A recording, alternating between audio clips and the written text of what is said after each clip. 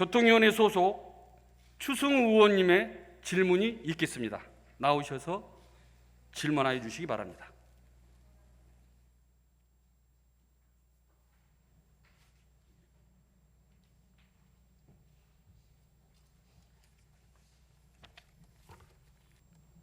코로나19 등 어려운 경제 여건 속에서도 서울 시민의 복지 증진과 서울시의 발전적 미래를 위해 노력하고 계시는 존경하는 김인호 의장님과 김강수 부의장님, 선배 동료 의원 여러분, 천만 서울 시민의 삶의 질 개선과 세계 최고 수준의 수도 서울 건설을 위해 많은 노력을 기울이고 계시는 오세훈 시장님과 조희영 교육관님, 서울시 공무원 여러분 안녕하십니까?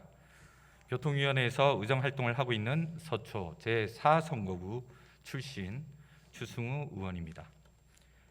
시정 감시자의 역할을 하는 서울시 의원으로서 서울 시민을 대표하여 서울시정에 대해 궁금한 사항을 질문하고자 합니다.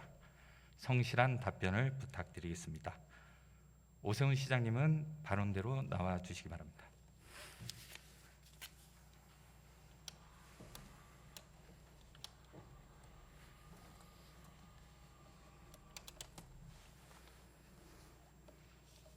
시장님, 점심 식사는 맛있게 하셨습니까? 예, 잘 먹었습니다. 네. 요즘 시장님과 시의회 관계가 어떻다고 생각을 하십니까? 건강한 견제와 균형의 관계라고 생각합니다. 사실 언론에서 시의회와 시장님의 관계를 좀 갈등 관계라고 보고, 그리고 또 당이 달라서 발목을 잡는다 이렇게 하고 있는데, 사실 너무 편면적으로 보는 것 같아서 좀 아쉽기는 합니다. 네. 자, 본론으로 들어가도록 하겠습니다. 시정 질문을 준비하면서 과거 오세훈 시장님의 성과가 무엇인지를 살펴보았습니다. 서울시 홈페이지를 보면 역대 시장님들의 성과가 4-5가지로 정리되어 있습니다. 그분들의 성과를 보면 교통 관련 성과가 한두 개씩은 올라와 있습니다. 조순 시장님은 당산철교 재시공, 고건 시장님은 2기 지하철 완성, 이명박 시장님은 대중교통 체계 전면 개편, 박원순 시장님은 따릉이 핵대 등으로 볼 수 있습니다. 그만큼 교통은 서울 시민뿐만 아니라 수도권 주민들의 이동권 확보와 실제 생활에서 중요하기 때문입니다. 그런데 유독 2번에 걸친 오세훈 시장님의 재임 기간 동안에는 교통 관련 성과가 보이지 않습니다. 혹시 그 이유가 무엇이라고 생각하십니까? 그리고 혹시 기억에 남는 성과 있으신지요?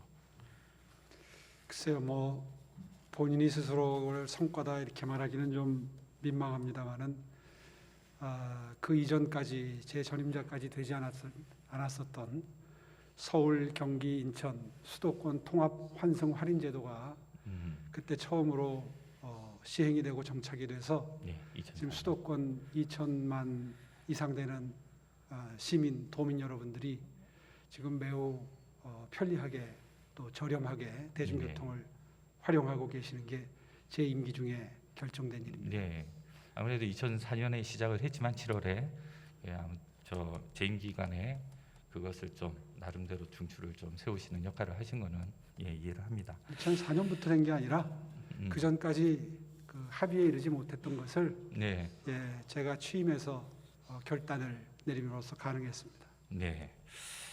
그래서 저는 오세훈 시장님 재임 시절에 대표적으로 추진됐던 교통 관련 정책을 한번 살펴보려고 합니다. 제가 오늘 말씀드리는 사항은 오세훈 시장님께서 추진했던 과거 정책을 무작정 비판하기 위한 것은 아닙니다. 과거 정책을 객관적 시각에서 되돌아보면서 더 나은 서울시 정책을 펼쳐주시기 위한 것임을 좀 미리 밝히겠습니다. 오세훈 시장님, 브랜드 자료 좀 넘겨주십시오. 오세훈 시장님, 브랜드 콜택시라고 들어보셨죠? 네. 당시 역점적으로 추진했던 사업인데 혹시 기억나는 내용이 있으시면 말씀해 주시기 바랍니다. 예, 제가 기억하기로는 당시로서는 최첨단 과학 기술이 동원된 건데요. 지금은 뭐 그 애플리케이션이 이른바 앱이 발달을 해서 카카오 택시가 매우 유용하게 활용되고 있습니다만은 네, 당시만 하더라도 앱이라는 시스템이 없었기 때문에 그렇죠. 이제 콜이라는 시스템을 활용을 해서 어떻게 하면 시민 여러분들이 좀 편안하게 편리하게 이용하실 수 있을까 고민 끝에 나왔던 정책이라고 기억하고 있습니다. 네, 뭐 사실 저는 뭐 지금 현재 공유 택시 플랫폼 사업에 좀 시초가 되지 않았나도 생각을 하고 있습니다. 자, 그런데 이제 서울시는 지난 2007년 서울시장 방침으로 브랜드 콜택시 활성화 계획을 수립한 바 있습니다. 이것은 서울시에서 브랜드 콜택시 이전에 2002년 월드컵 대비 택시 서비스 개선을 위한 브랜드 택시로 출범을 했습니다. 이를 위해서 2002년부터 2006년까지 79억 7,300만 원의 보조금을 지급했습니다. 5년간의 재정 지원에도 불구하고 브랜드 택시 대수는 오히려 감소했습니다. 서울시는 택시의 호출 이용 문화 정착이 미흡한 걸로 판단을 했습니다. 그래서 서울시는 더 과감하게 투자를 했죠. 그 브랜드 콜택시라는 이름으로 2007년부터 2010년까지 4년간 609억 200만 원을 투입하기로 결정을 했습니다. 자, 영상 한번 틀어주시죠. 2007년 12월 브랜드 콜택시 발대식 영상입니다. 연말연시를 맞아 귀갓길에 택시 이용하시는 분들 많으시죠? 그러나 승차 거부와 각종 범죄 소식에 불안감을 느끼셨을 겁니다. 서울시가 이런 불편을 해소하겠다며 공식 브랜드 콜택시 제도를 도입했습니다. 보도에 박경호 기자입니다. 시민들의 편안하고 안전한 발휘돼야 할 택시. 연말 연시를 두고 이용이 잦아지고 있지만 어딘가 꺼림칙합니다. 차를 잡을 때 가까운 곳이면 안 가고 좀 탔을 때도 택시 기사분들이 다 남자분들이니까 좀 불안하기도 하고 14년 이런 불편함을 전에도 해소하기 위해 불편한 서울시가 상황이 나섰습니다. 서울시는 공식 발대식을 갖고 SK에너지의 나비콜, 동부익스프레스의 친절콜과 엔콜 등 3개 업체 소속 택시 15,540대를 서울시 브랜드 콜택시로 선정했습니다. 택시 문화에 획기적인 전환이 이루어지는 분기점이 아닌가. 브랜드 콜택시에는 위성 위치 안내 시스템이 장착돼 서비스를 신청한 고객과 가장 영상, 가까이 있는 택시를 강제 배치해 좀 5분 안에 하셔도 되겠습니다.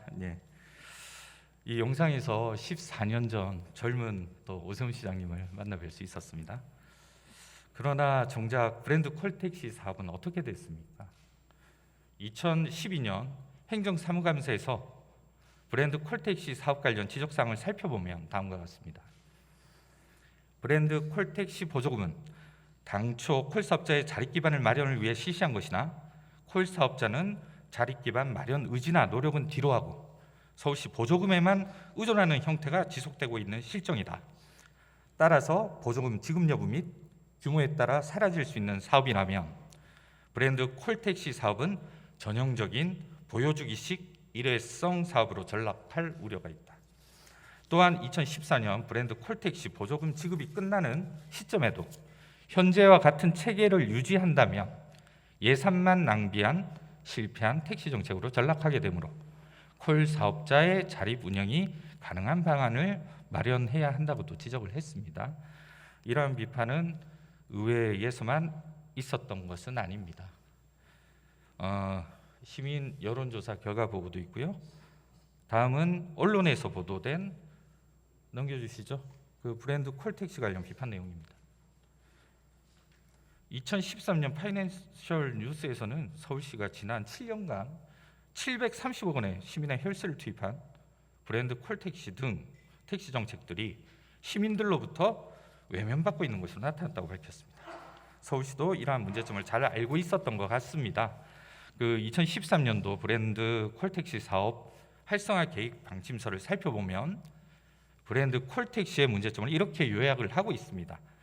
택시 공급 과잉으로 택시 이용에 불편이 적고 길거리 탑승이 익숙해져 있어서 1일 대당 콜 처리 건수가 1.36콜에 불과하는 등 콜 활성화가 이루어지지 않고 있다. 콜 응대율, 배차율, 탑승률이 정체 상태이며 특히 출퇴근 및 심야 시간 탑승률이 70%대로 저조하다. 보조금 지급 기준이 되는 콜 처리 건수의 사실 여부 확인이 어렵고 콜사별 보조금 집행 방식이 다르며 집행 결과에 대한 정산 절차가 미흡하는 등 보조금 지원의 투명성이 미비하다는 내용입니다.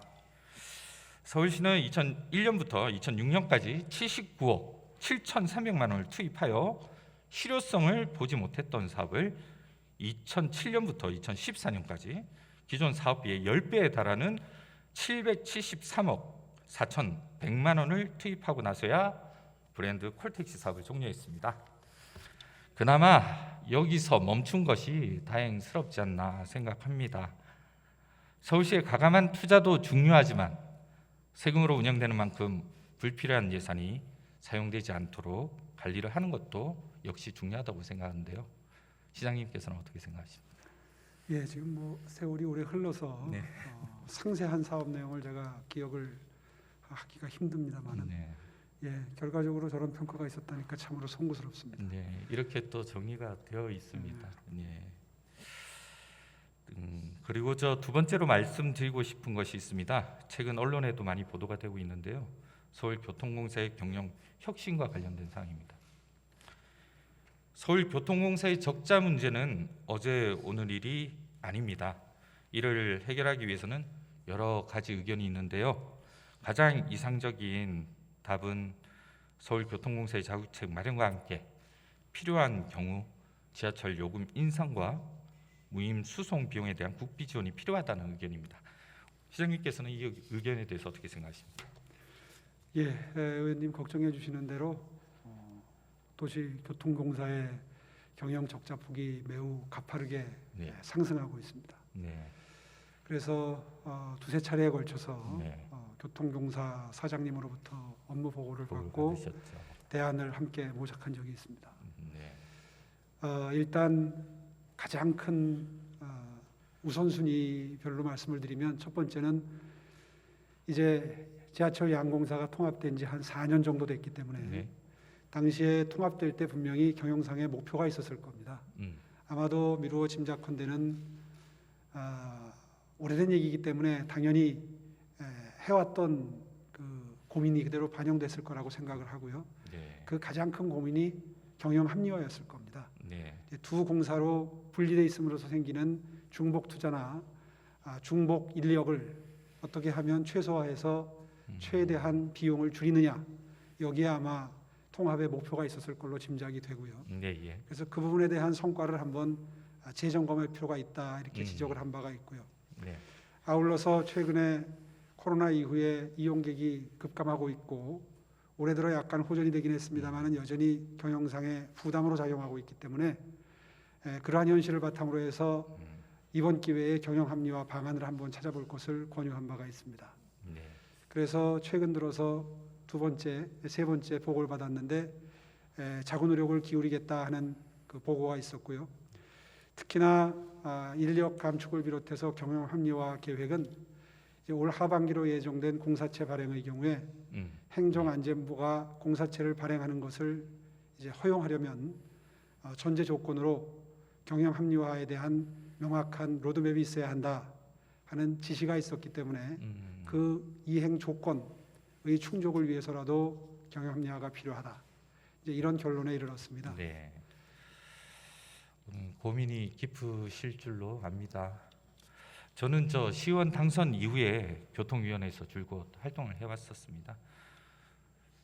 처음에는 서울교통공사의 적자 구조 개선을 위해서 뭐 시장님도 그러시고 일반 회사들이 그러하듯이 효율화라든가 구조조정 이런 것들이 꼭 필요한 것이 아닌가 생각을 했었습니다. 하지만 공기업의 특성을 망각하고 효율로만 따지면 시민의 안전이 저해된다는 것을 우리는 과거의 경험으로부터 배웠습니다. 시장님, 서울교통공사가 과거 서울메트로와 도시철도공사, 양공사로 분리 운영되던 시기에 스크린도어에서 얼마나 많은 사고와 사망자가 발생했는지 알고 계십니까? 스크린도어 사고는 스크린도어 만들어진 이후에 네. 지하철에서 발생하는 사망 사건이 아주 현격하게 줄어들었습니다. 네, 예, 그렇죠. 의원님 잘 아시는 것처럼 1년에 한 30명 내지 40명 정도가 지하철에서 낙상을 하거나 아니면 자살 사건으로 사망하기 때문에 그 전동차 운전 기사의 경우에는 그 참혹한 트라우마 때문에 굉장히 고통스러워하는 일이 빈발했었는데요. 네, 스크린도어를 서둘러서 설치한 이후에 네, 사망 사고가 약 아마 1년에 한 두세 건 이하로 줄어들어서 그렇죠. 거의 발생하지 않는 정도로 줄어들었기 때문에 예, 스크린도어 설치 이후에 그 효과는 매우 뚜렷했다 이렇게 네. 보고 있고요. 지금 아마 지하철 교통공사의 그 구조조정이나 경영 합리화와 안전을 그 연결시켜서 아마 말씀을 하시려고 하는 것 같은데 네.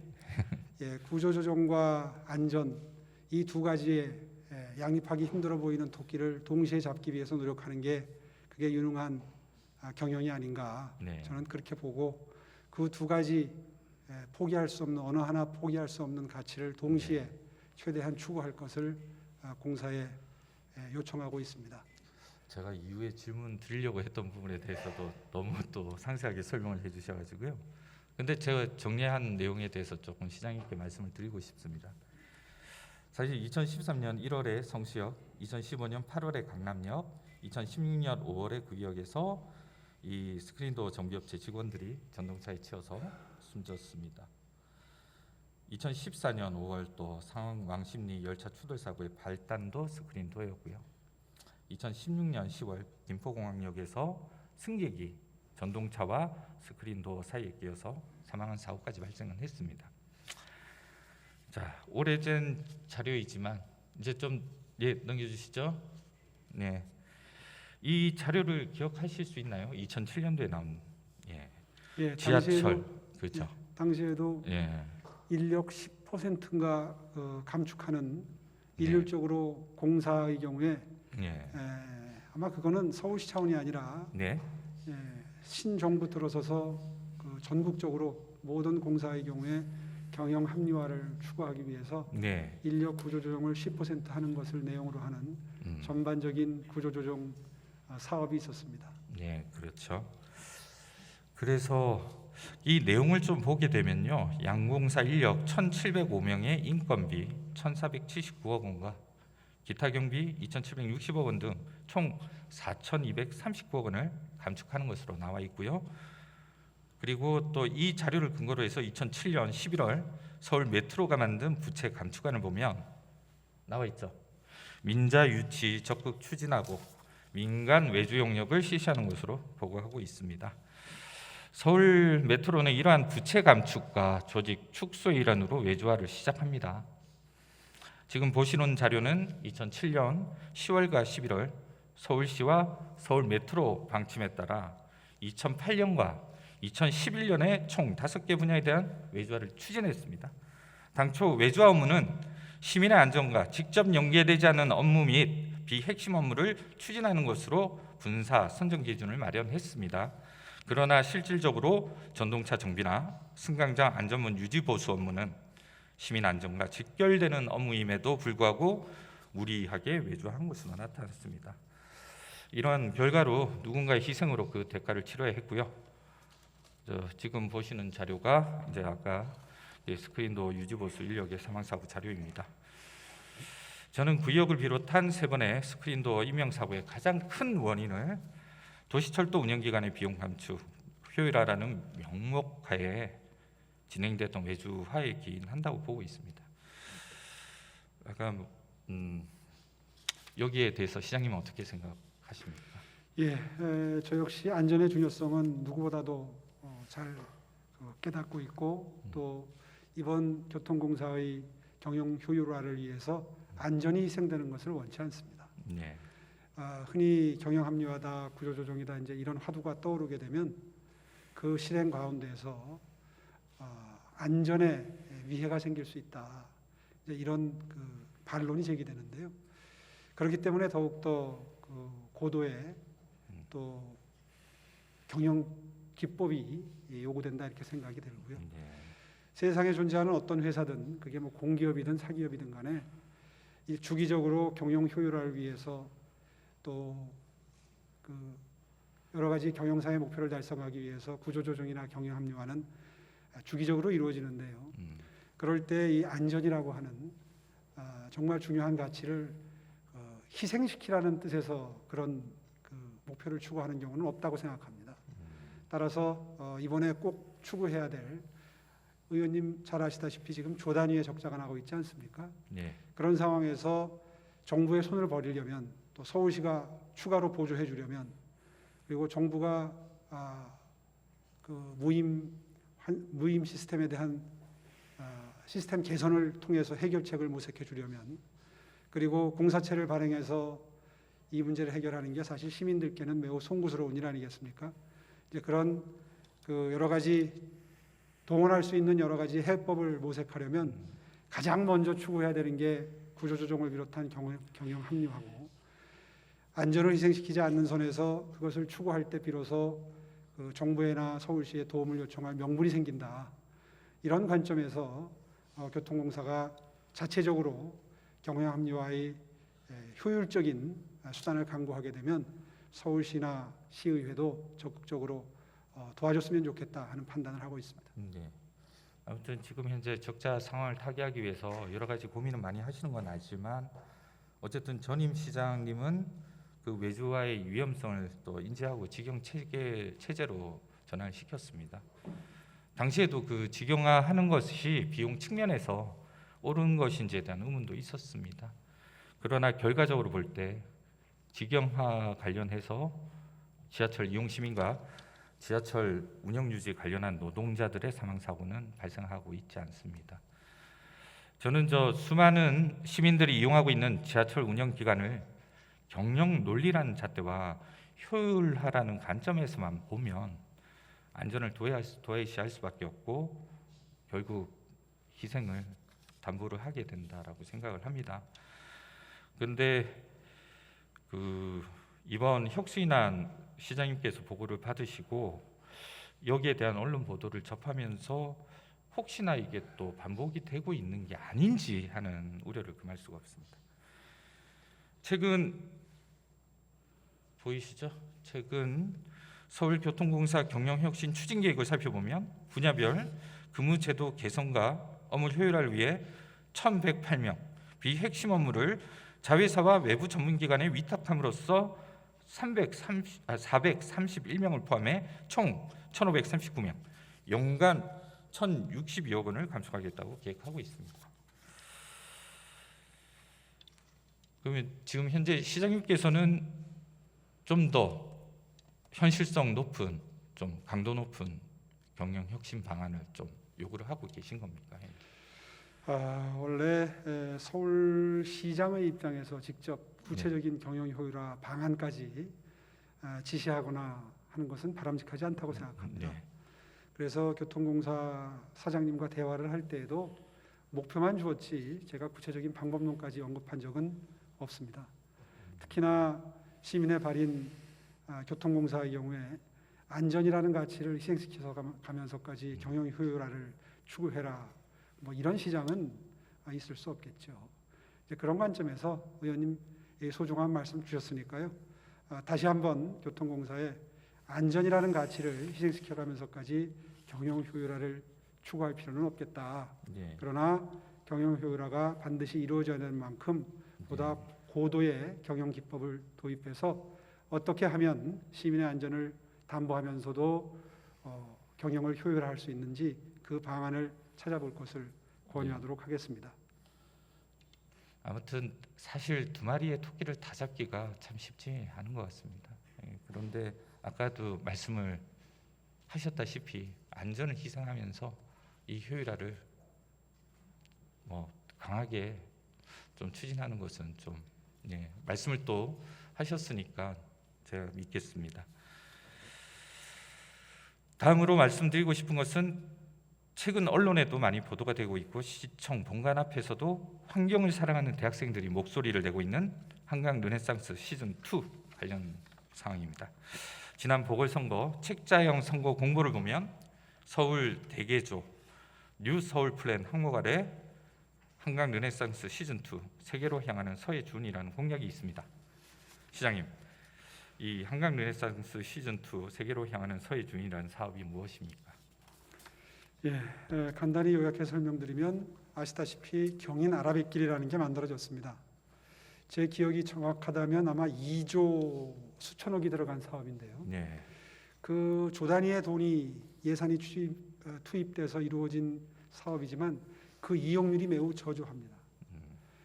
물류, 그다음에 관광 네, 그랬죠. 두 가지 측면에서 충분히 투자한 만큼 효과가 발생할 수 있도록 이용을 하는 것이 현명할 것으로 판단이 되는데 네. 간단히 얘기해서 선착장이나 물류 기지 같은 것이 충분히 한강변에 설치가 되지 않으면 배가 또 다닐 수가 없겠죠. 네, 예. 그런 의미에서 선착장이나 물류 기지 같은 것들이 충분히 적재적소에 배치가 돼서 물류와 관광의 측면에서 최대한 활용될 수 있도록 하겠다는 게 그 경인아라뱃길의 이용을 극대화하고자 하는 사업의 내용입니다. 그렇죠. 사업 내용인데, 근데 저 혹시 2011년 6월 감사원에서 서울특별시 한강 르네상스 사업의 부적절한 사업 추진과 예산 낭비 사례를 지적한 거 알고 계십니까?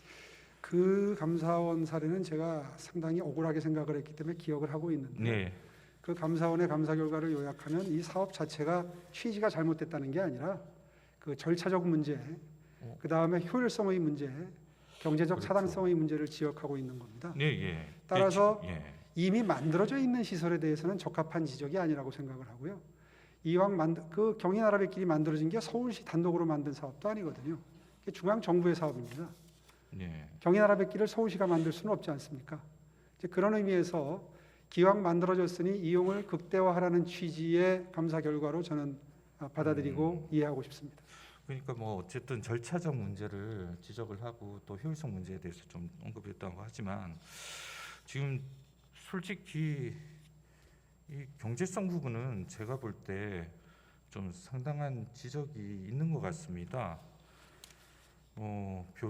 비용 편익 분석 결과도 0.52로 발표해서 타당성이 없는 것으로 나타났고요. 쉽게 예를 들면 네. 이렇게 설명드리면 아마 시민 여러분들도 이해를 하실 텐데요. 길은 닦아놨는데 그 길을 이용할 교통편이 이용할 수 있는 백길로 말하자면 선착장, 하늘길로 말하면 공항이 없다면 그 길이 효용을 다할 수 있겠는가 하는 관점에서 이해해 주시기 바랍니다. 근데 뭐 그런 부분도 말고 그러면 환경부 지적사항에 대해서 좀 제가 말씀 좀 드릴게요. 지난 2018년 10월 아라뱃길 공론화위원회를 발족하고 29차례 논의를 벌여서 올해 2월 배로 짐을 나르는 주운 기능은 야간에만 운영하고 실적이 낮으면 완전 폐지하고 현재 4, 5등급 수지를 1등급까지 개선하며 항만 시설을 여가용 문화관광시설로 전환 등을 권고한 바가 있습니다. 환경부에서. 그런데 2012년 5월부터 2019년 12월까지 화물 519만 톤이 처리돼 당초 사업 계획인 6,298만 톤의 8.2%밖에 소화하지 못했고요. 여객도 같은 기간 93만 2천 명이 이용했는데 사업 계획의 462만 명의 20%에 불과한 수준입니다. 애초 발표하셨을 때 약 3조 원의 생산 유발 효과와 2만 5천 개의 일자리가 생긴다면서 2조 2,500억 원을 투입을 했죠. 근데 그 경인 아라뱃길이 9년이 지난 지금 예측치의 10%에도 못 미치는 화물 수송 실적과 공업 용수로도 부적합한 4, 5급수로 변질된 수질, 연간 200억 원을 먹어치우는 세금 먹는 하마로 전락했습니다.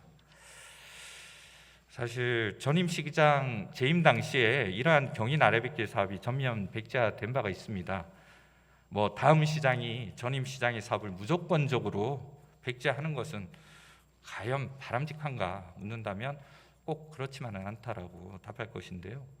그러나 이런 천문학적인 사업비, 완성된 이후 지속적으로 발생할 수밖에 없는 수백억 대의 유지관리비, 그에 걸맞지 않은 사업 타당성 등을 고려할 때 이 사업이 중단되는 것이 옳은 판단이었다라고 생각을 하는데요.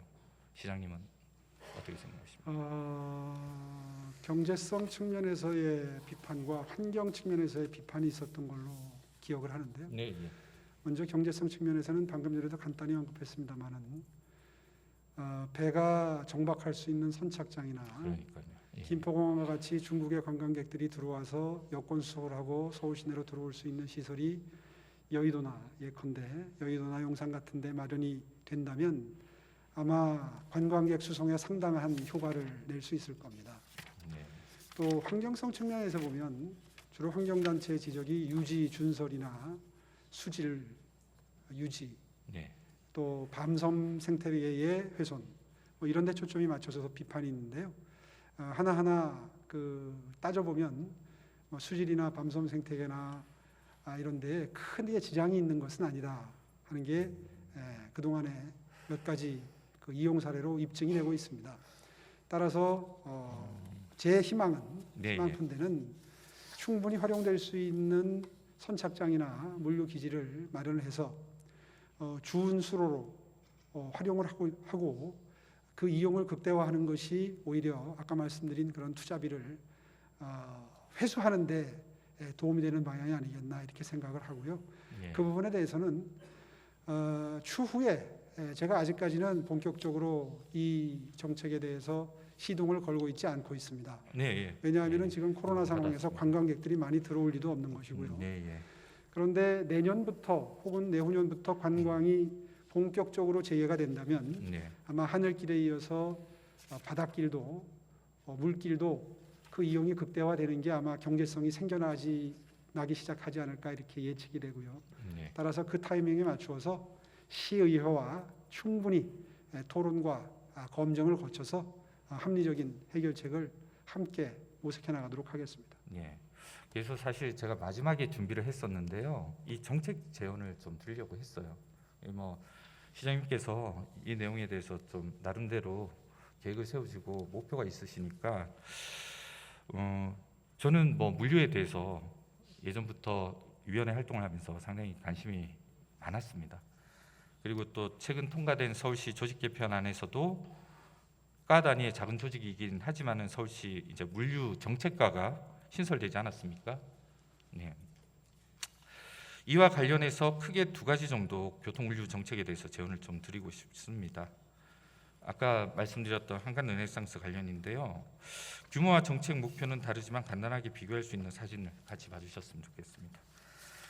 오세훈 시장님께서도 아마 보시면 좀 아실 수도 있는데요. 뉴욕, 런던, 여의도 차례로 이제 사진이 올라와 있습니다. 수상 여객이든 수상 물류든 간에 가장 중요한 것은 접근성이라고 생각을 합니다. 뉴욕과 런던은 업무 시설로부터 거리가 가까울 뿐만 아니라 접근성이 매우 좋습니다.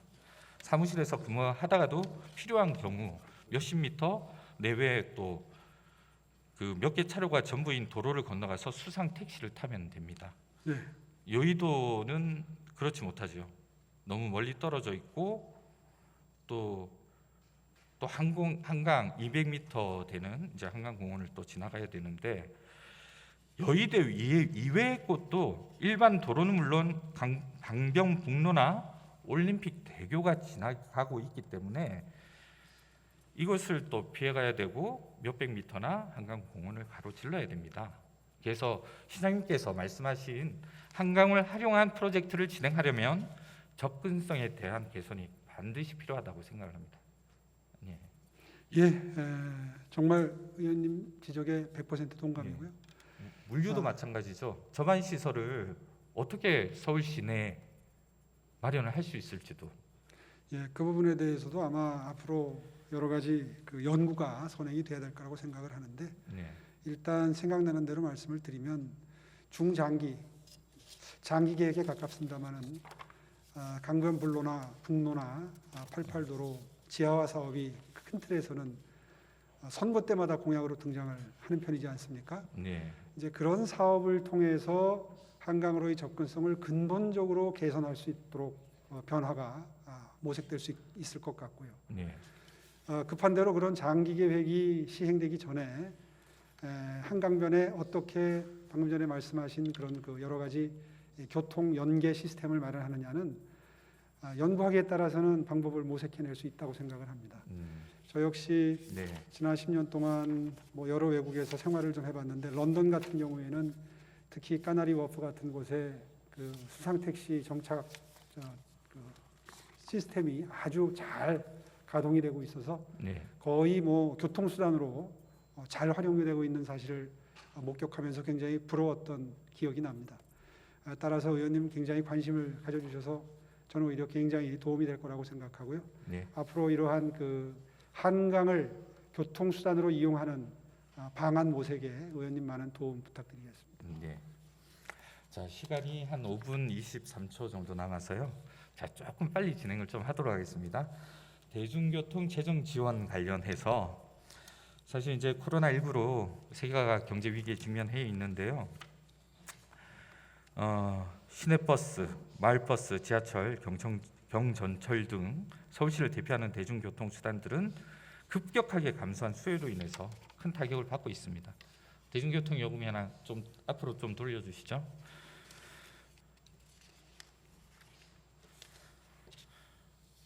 원래는 이제 전형적인 질문이긴 한데 시내버스 요금이 얼마입니까? 질의를 좀 드리려고 했어요. 근데 어쨌든 이 요금 부과 체계에 대해서는 뭐 이제 또 선거도 곧 치르셨기 때문에 잘 알고 계실 거라고 생각을 하고 그걸 한번 물어볼게요. 2004년 7월 대중교통 체계 개편 이후 교통 기본 요금이 언제 조정되었는지 알고는 계십니까? 꽤 오래됐다고 인상이겠죠. 기억하고 요금 있습니다. 인상. 예, 한 7년 이상 되지 않았을까 싶은데. 네. 그래서 지금 세 차례가 있었거든요. 2007년 4월, 2012년 2월, 2015년 6월. 그것도 이제 저희가 환승에 이제 거리 합산해서 이렇게 하는 부분이 있지 않습니까? 그런데 기본 요금만 변경하는 수준으로 변경이 되었습니다. 그러면 현재 지하철과 시내버스 원가 보존율은 어느 정도 되는지는 좀 보고를 받으셨는지요? 예, 뭐 구체적인 수치는 제가 기억을 못합니다만은 네. 자, 뭐 한 6, 예, 70% 저기 되는 걸로 저기 나와 있죠. 예, 2019년 기준입니다. 지하철 65.7, 버스 76.6, 72.6. 2014년보다 이제 밑도는 수준이고요. 지금은 더 떨어졌겠죠. 예. 운송기관의 자구노력과 서울시 재정 보조에도 불구하고 경영 악화는 지속될 전망입니다. 2019년 대중교통 운영 손실은 지하철 5,829억 원, 버스 3,961억 원이 발생했습니다. 2020년은 코로나19라는 특이한 상황과 그로 인해 이용객이 크게 감소했기 때문에 좀 정상적인 상황은 아니라고 판단은 하고 있습니다. 그런데 2020년 상반기 승객 수가 전년도 같은 달 대비 지하철은 21.3%, 버스는 24.8% 감소를 했습니다. 2020년 하반기 결국 서울교통공사는 1조 원이 넘는 손실을 가져왔으며 준공영제로 매년 수천억 원을 투입하고 있는 시내버스 역시 3천억 원 이상을 은행권으로 대출을 받았습니다. 서울시는 지속가능한 대중교통 서비스 제공을 위해 투자 재원 확보가 절실한 실정입니다. 최근 서울을 비롯한 수도권은 철도 노선의 신설과 연장 등 광역화를 통한 장거리 운행이 확대되고 있습니다. 수도권 전철 연장 등 광역화에 따른 운송기관의 환승 손실 부담은 철도 운송기관이 자체 부담하고 있어 환승 범위가 확대될수록 환승 손실에 따른 운영 손실이 추가적으로 발생하고 있습니다. 여기에 대한 이제 근본 대책이 마련이 필요한데요. 시장님께서는 이런 적자 해소를 위한 어떤 대책을 좀 가지고 계십니까? 일단 기본적인 상황의 인식을 좀 공유해야 될 필요가 있는데요. 서울 시내의 대중교통 요금은 아시다시피 전 세계 지하철과 버스와 같은 대중요금과 비교를 하면 절반 이하의 수준으로 매우 저렴한 편입니다. 네, 그렇습니다. 이것은 사실은 서울시의 인식, 철학과 연관되어 있는 요금 체계라고 생각을 합니다. 실제로 대중교통 요금을 통해서 100% 그 원가를 보존하고 이익까지 일정 부분 낸다는 관점에서 보면 아마 완전히 상황이 달라질 것인데 이 대중교통 요금을 일종의 교통 복지로 보는 교통 철학의 그렇죠. 이 바탕에 있기 때문에 네. 원가에도 미치지 못하는 저렴한 대중교통 요금으로 서울시의 지하철과 버스가 환승이 되고 있다고 생각을 합니다. 더군다나 65세 이상 어르신들에 대한 무임승차 문제도 역시 교통복지의 차원으로 이해하고 있기 때문에 가능한 대한민국 특유의 상황이라고 생각을 합니다. 따라서 적자가 어느 정도니까 요금을 어느 정도 올려야 된다. 이런 접근법보다는 어떻게 하면 최대한 요금 인상을 억제하면서 서울 시민들이 또 수도권의 주민들이 싸고 편리하게 대중교통을 이용할 수 있도록 해드리고 그것이 교통복지로 작동할 것이냐 하는 관점에서 접근을 해야 된다고 보고요.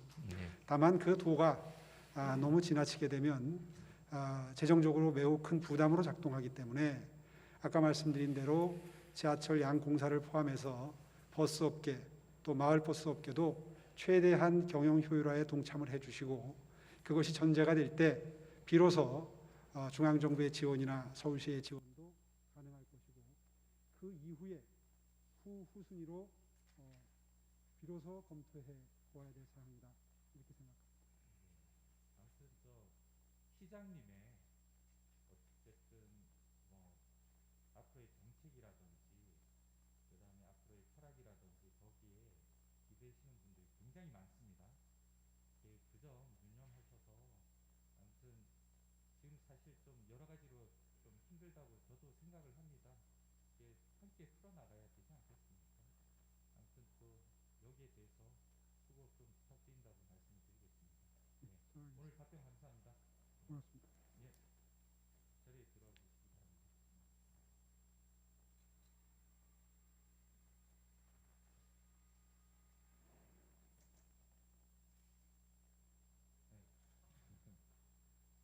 들어주시느라 고생 많으셨습니다. 이제 시정 질문을 마무리하려고 합니다.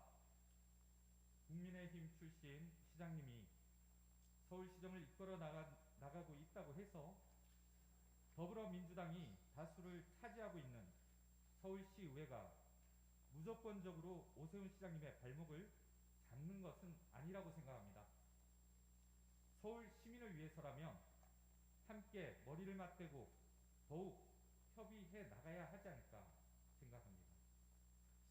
10년 만에 돌아오신 만큼 과거의 오세훈 시장님에서 현재 노련한 시정 운영가 오세훈 시장님으로 새로운 시각에서 바라보면서 더 나은 서울시를 위해 서울 시민들께 와닿을 수 있는 정책을 마련해 주시기 부탁드리겠습니다.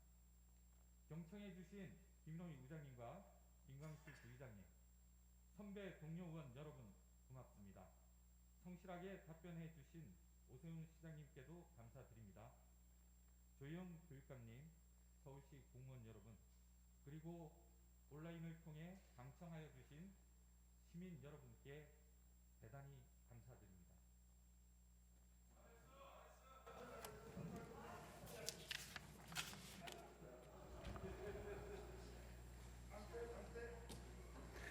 네, 추승 의원님 수고하셨습니다.